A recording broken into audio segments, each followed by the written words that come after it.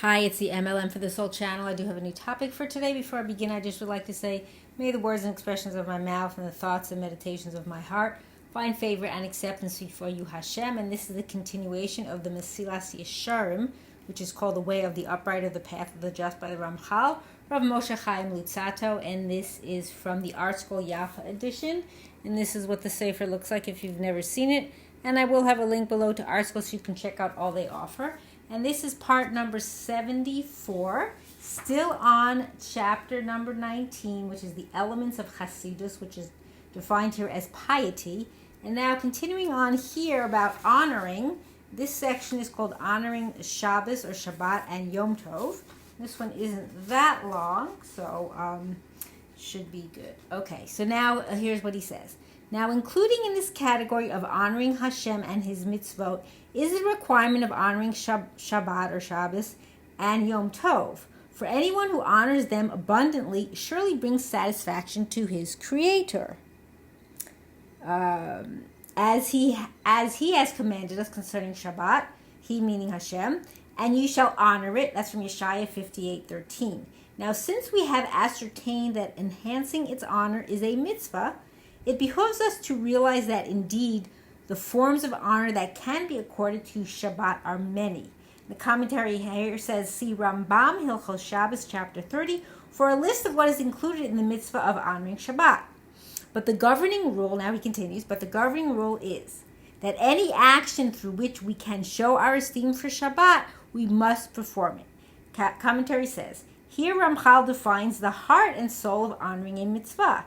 Far from being a mindless display of empty formalities and etiquette, it is rather a concrete demonstration of one's recognition of that mitzvah's value and worth. And then it says, see Aleshur, volume 1, so page 118. So what he's saying is that defining what honoring a mitzvah is, it's not just something you just mindlessly do and blah, blah, blah, and becomes rote. It's your recognition of that it has like purpose and value and importance. So that's what he's saying. Now he continues, but the governing rule is, I'm sorry, I did that already, fast forward, so he continues, therefore the earlier sages would engage personally in the preparations of the Shabbat, each person according to his unique way, as demonstrated by the Gemara from Shabbos 119a. So the commentary says, if Shabbat preparations were merely a means of ensuring that there will be sufficient food, there would not be such emphasis on doing it personally. After all, what is important is not the process, but the end result. But Ramchal contends that preparation that one puts into something demonstrates the importance that he attaches to it. Therefore, each sage wanted to demonstrate the importance of Shabbat to him by personally preparing for it. And it says, see Rashi, also Shabbos 119a. So what he's saying is that, just to kind of paraphrase, is that they did things personally themselves because to show that they put importance, or as we say in Hebrew, chashivas to it. So therefore they wanted to do something personally. Okay, now he continues. So now he talks about some of the rabbis, what they actually did. So Rav Abahu would sit on an expensive stool of ivory to show that he was performing a distinguished task and fan the fire used to cook the Shabbat food. So don't forget, then it was a different situation. I'm just adding this in.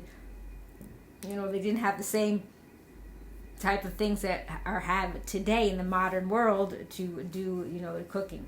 Okay, and he continues. Rav Safra would singe the head of the animal being prepared for Shabbat to burn off the hair. Rava would salt the shibuta fish for Shabbat. I guess that's some kind of fish. I never heard of it. Rav Huna would light candles. Rav Papa would twist the wicks of the Shabbat candles. Rav Chisda would mince the beets. Rava and Rav Yosef would split the wood. Rav Nachman would lift up bundles of Shabbat goods on his shoulder and bring them in, and lift up bundles on his shoulder and take them out to make room for the Shabbat goods. He said in explanation, if the eminent sages Rav Ami and Rav Asi were to visit me, would I not lift up and carry bundles on my shoulder for their sake? In that case, I shall surely do the same for Shabbat. So he's emphasizing that if you do it for someone distinguished and important, of course you're going to do it for something holy like Shabbat, okay?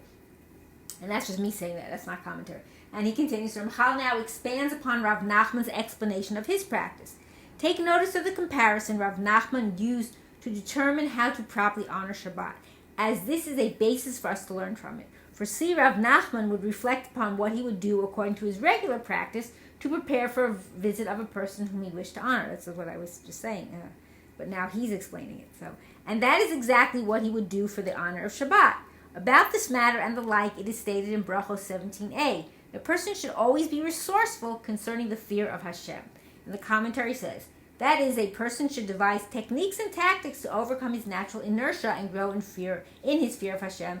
And then it says, see, beginning of chapter 23 with note 3. Eventually we'll get there. BeEzrat Hashem. Or I'll get there. Since fear of Hashem is not a natural state for a person, its acquisition requires effective techniques developed by a resourceful mind. Thus Rav Nachman mined his concrete understanding of human relationships for insight into the proper way of relating to Hashem. He envisioned how he would prepare for an eminent guest and replicated such behavior in preparation for Hashem's weekly, quote, visit, which is the Shabbat. So here he's explaining how he would go about doing it, okay? And now Ramchal continues. One should, I just skipped the page, okay. One should use this resourcefulness to know and extrapolate one matter from another, as Rav Nachman did, and to devise innovations in mitzvah performance to bring satisfaction to his Creator in all possible ways, to demonstrate that we recognize the great extent of his loftiness over us. And the commentary says, as mentioned previously, a chassid uses the basic laws of the Torah to determine the underlying will of Hashem, and uses that understanding to expand upon the basic requirements in order to bring him satisfaction. At times, the chassid will have to innovate techniques to uncover these novel ways of serving Hashem. Okay, now Ramchal continues. Consequently, anything associated with him will be held by us in great esteem. Him is again capital for Hashem. Okay, and since he, blessed be he, again that's Hashem, in his abundance goodness and in spite of all of our lowliness, desired in his humility to accord us honor and to entrust us with his holy words, meaning his mitzvot. At the very least, we should honor them with all our might and thereby demonstrate the tremendous value that we ascribe to them. And the commentary says, we can never truly repay the goodness that Hashem has bestowed upon us by deigning to entrust us with his Torah and mitzvot. At the very least, we can show proper appreciation for these wonderful gifts by treating them with proper respect. And that says, see also above note 67. I'm not going back there, but he's just saying that because Hashem bestowed on us such, entrusted us with his Torah and his mitzvahs, we should, at the very least, honor it by showing value and appreciation, and doing things with respect. Okay. Ramchal continues. The attitude of reverence is a hallmark of fear of Hashem's exaltedness. Now realize that this which we have been describing is the true fear of Hashem, namely the fear of his exaltedness, which is called yiras haromimus, which we have previously mentioned, upon which depends the deep reverence that approaches the level of cherishing mitzvot out of love. And the commentary says, a reverence for mitzvot that stems from a fear of Hashem's exaltedness is conceptually close to a cherishing of mitzvot out of love of Hashem. That's from Mesillas Yesharim, Seder Vikuach, chapter 21. Both are expressions of one's recognition of Hashem's greatness and the great privilege of serving him. Thus, when one attains a level at which his awe of Hashem translates into a deep reverence for his mitzvot, he is close to attaining the true passion for mitzvot that is the hallmark of love of Hashem and Sima Naschal Kol. Okay, so that's the commentary. So now continuing. As I will yet... sorry, my page just turned. Hold on. Okay. Okay, so now he continues from there. As I will yet write with the help of heaven. Meaning he's saying that... where are we at now? I realize that which I've been describing. Okay, as I will yet write with the help of heaven, with the siyata d'shmaya. So he's saying further, meaning he's saying that further in this chapter, Ramchal will discusses the love of Hashem at length. So that's where he was saying why he said that. Okay, and he continues. This, however, is not true. Let me start over. This, however, is not true of fear of retribution, which is called yiras ha'onesh, which is not the optimum fear of Hashem, and from which the virtues of these traits do not emerge. And commentary says, only fear of Hashem's exaltedness brings about feelings of love. Again, that's yiras haromimus, to mention it again. Fear of retribution, which indeed while indeed serving as an effective motivator to fulfill mitzvot and to avoid transgression, has no such effect. Okay, so that's the real feeling of the real fear is of his exaltedness. Okay, as Ramchal continues, Ramchal resumes his discussion of honoring Shabbat and introduces novel applications of this mitzvah. Now let us return to the subject of honoring Shabbat. The sages said in Shabbos 119a that Rav Anan wrote a gunda, that is to say that he would wear a black garment on the eve of Shabbat. Okay, I don't know what that is, but that's what it says. So that the honor of Shabbat would be more conspicuous when he would subsequently wear fine garments on Shabbat. Commentary says Ramchal's explanation of this Gemara is novel. He understands that on Erev Shabbat, Rav Anan would wear a very plain black garment to create a sharper contrast between his weekday clothing and his Shabbat finery, thereby increasing the honor of Shabbat. Rashi, on the other hand, understands that the reference is to a black garment worn by people who cook so that the inevitable food stains would be less noticeable. Rav Anan wore it even when he was not actually cooking to demonstrate that Friday is a time dedicated to Shabbat preparations and that it is more appropriate to dirty oneself with such preparations than to be concerned with cleanliness of attire. Okay, and then he continues.